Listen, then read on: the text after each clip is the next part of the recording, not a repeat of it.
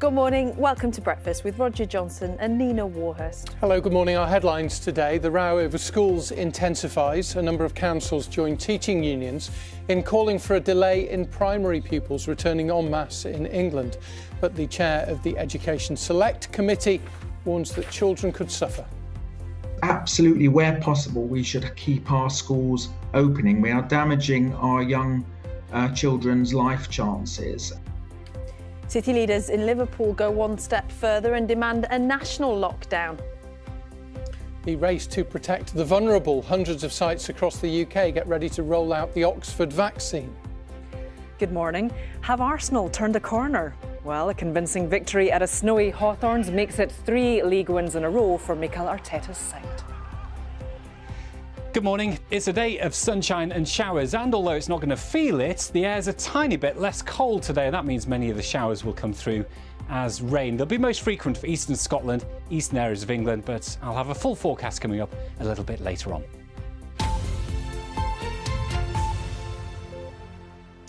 Good morning, it's Sunday the 3rd of January. Our top story today, some councils and teaching unions in England are continuing to pile pressure on the government, calling for primary schools to be kept closed to the majority of pupils after the Christmas holidays.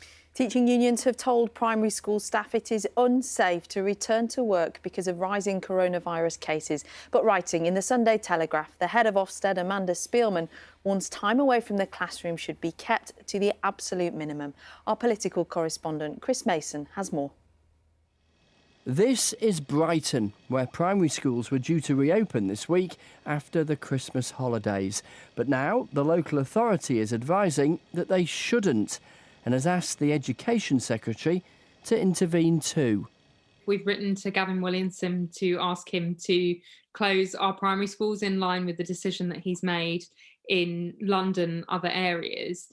But what we've also done is written to schools directly ourselves and asked them to, or advised them that we think the right decision is for them to move to remote learning on Monday and only be open for children of key workers and our most vulnerable children as well. And this is Birmingham, where the City Council has said it will support any primary school head teachers who decide to shift to learning from home. And this morning, local leaders in Liverpool are calling for another national lockdown. They argue the current tiers system in England isn't working. We feel that, to curb this virus, particularly with the new strain, it's really important that we tackle it head on and that we're proactive rather than reactive when things get really bad, and that a lockdown would help to resolve that. The government's default position is that schools in England should remain open wherever possible. But with some local authorities saying that schools should close and the biggest teaching union telling its members that it's not safe for them to go to work, what happens next is not entirely in ministers' hands. How many more councils could suggest schools close for most pupils? How many teachers will turn up in classrooms? Union leaders are in touch with one another this weekend, coordinating their actions. The Department for Education says it will only move to remote schooling as a last resort. The pandemic robbed us of many things in 2020, not least certainty. It's going to do the same thing again for many parents and pupils for the first few months of this year, at least. Chris Mason, BBC News. Let's talk to our political correspondent, Jonathan Blake, who joins us. Some councils going against orders to keep schools open, the teaching unions launching legal action. Jonathan, it's a busy morning for the government. It'll be interesting to hear what the Prime Minister has to say on the Andrew Marr programme later.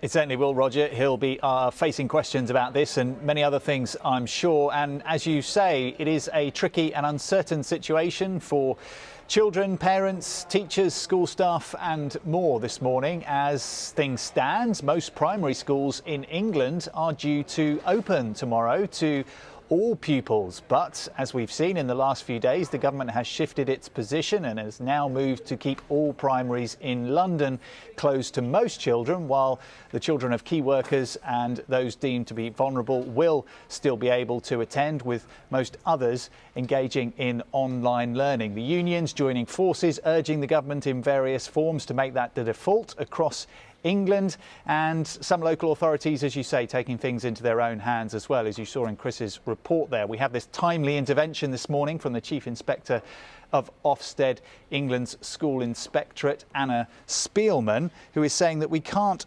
furlough young people's learning or wider development. Amanda Spielman, I should say.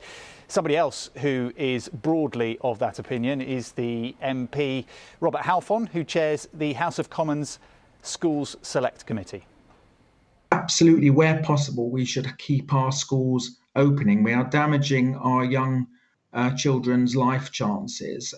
We know that during the last lockdown, millions of children did hardly any learning at all.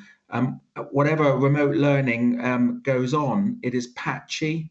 In parts, hundreds of thousands of vulnerable children or disadvantaged children still don't have proper computers at home. Nothing is a substitute for being at school.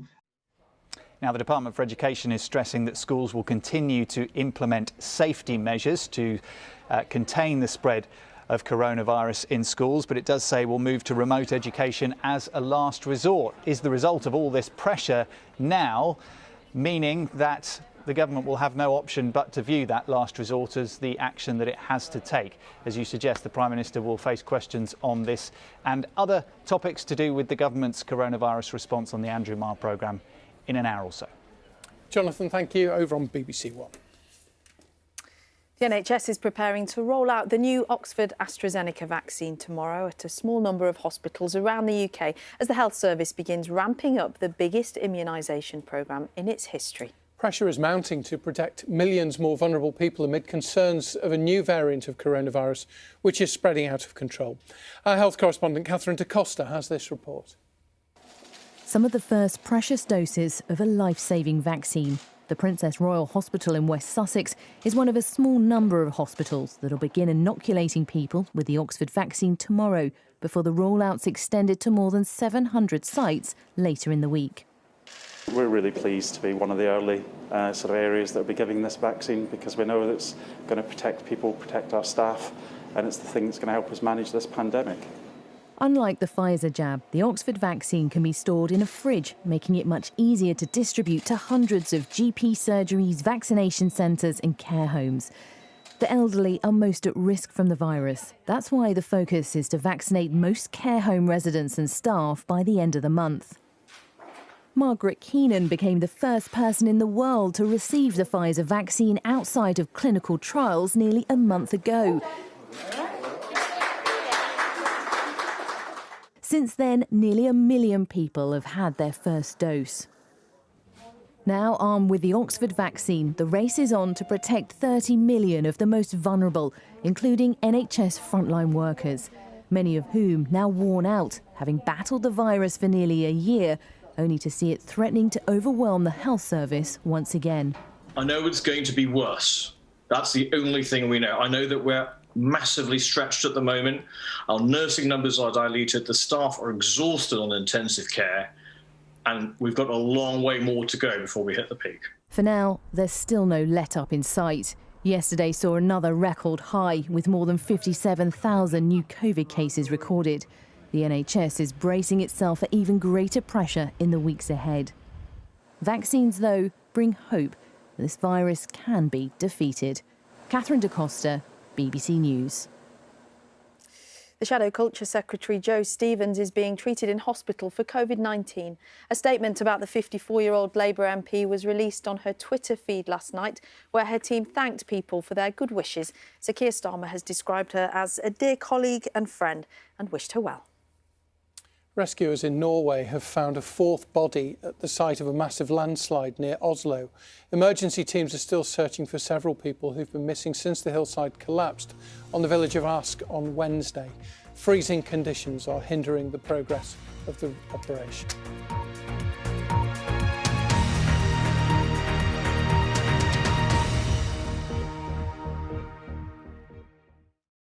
See the headlines as they happen and watch BBC News live in the app and get the full story with bbc.co.uk/news. Follow the story for all the latest with BBC News.